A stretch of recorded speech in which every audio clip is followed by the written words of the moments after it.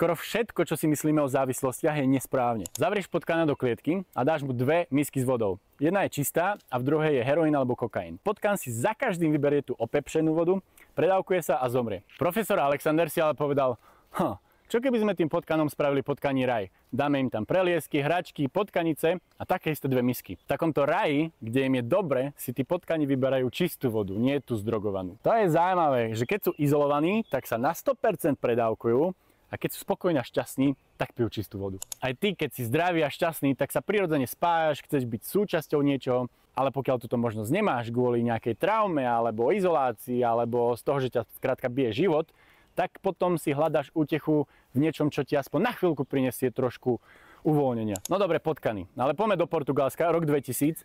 1% celej populácie je závislé na heroíne. To je celé mesto Trenčín. Portugalci, namiesto toho, aby všetky pozatvárali do ústavu, označili ich ako feťáci, všetky tie peniaze investovali do toho, aby tých ľudí naspäť zaradili do spoločnosti. To znamená, že zamestnávateľom preplácali napríklad 40% mzdy, pokiaľ zamestnajú niekoho, kto mal problémy s drogami.